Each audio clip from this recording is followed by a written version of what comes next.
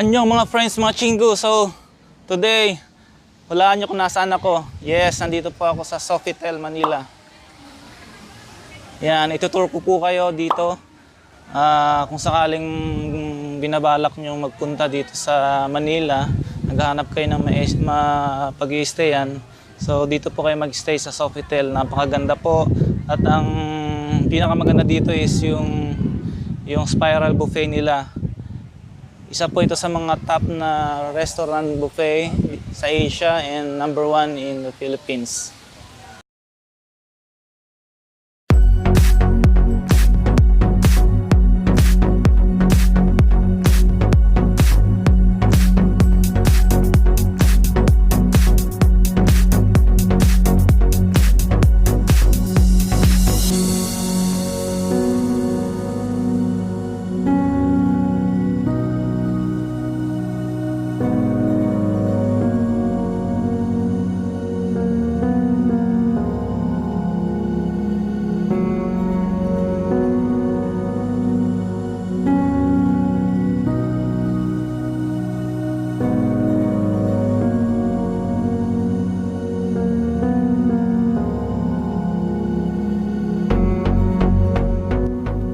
Ayan, so sa loob nitong spiral, meron ditong naglalako ng nagpataho. So, tuwagin nyo lang yan. Bibigyan kayo niya libre. Kasi buffet nga ito. So, first time ng anak ko makakapag-try ng taho. So, bago sa paningin niya yan.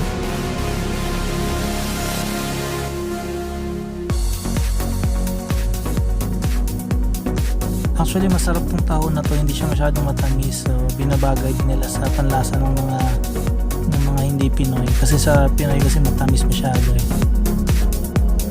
So, ito yung loob ng restaurant. Yan, napakaraming tao.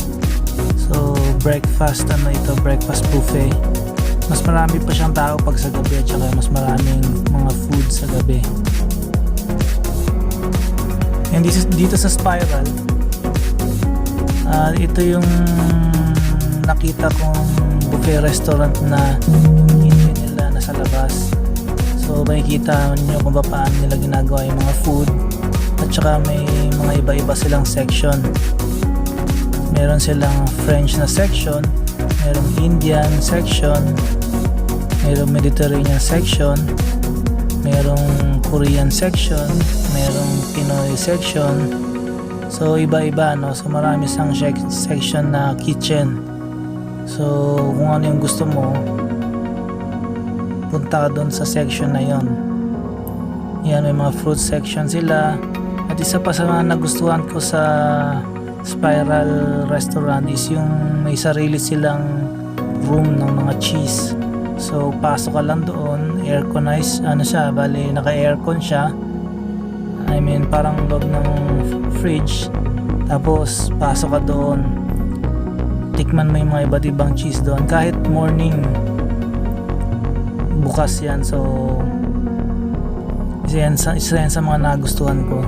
So, ayan, meron din silang Chinese na section.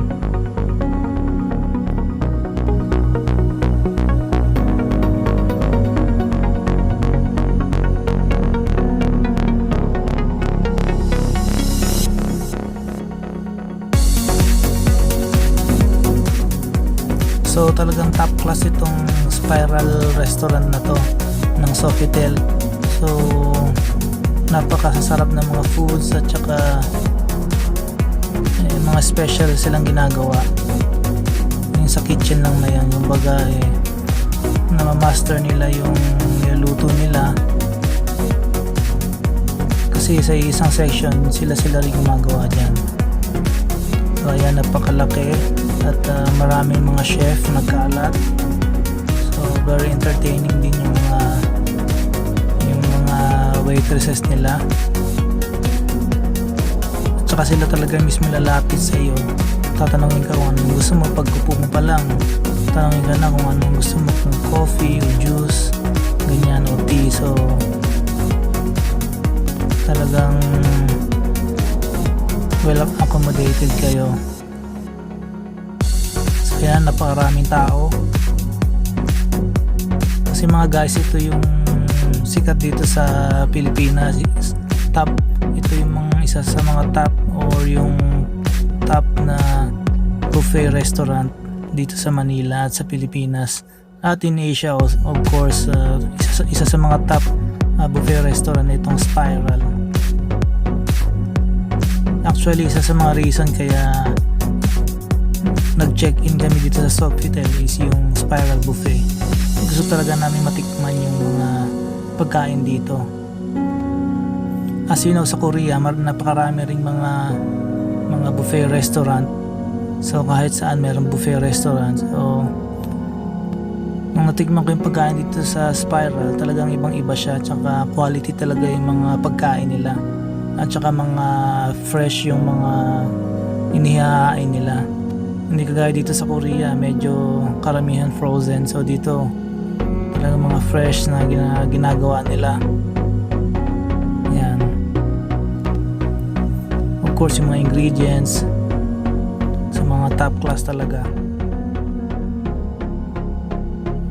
Yan guys, sa sobrang dami ng pagkain talagang malilito ka na sa kakapili. Meron din silang fresh juicer na orange. Yan, ito rin isa sa mga nagustuhan ko dito. Nag-serve sila ng mga puro fresh na juices sa morning. May iba't iba, may carrot, may malunggay, etc. At ito yung anak ko, enjoy na enjoy sa pagkain. So ito nga pala guys yung nila, yung cheese section. Isang room po yan, ang napakadaming cheese. So kahit morning open po yan, kuha ka lang dyan. Merong chef na nagbibigay ng cheese dyan kung anong gusto mo. So grabe, ito talagang the best na buffet restaurant ang napuntahan.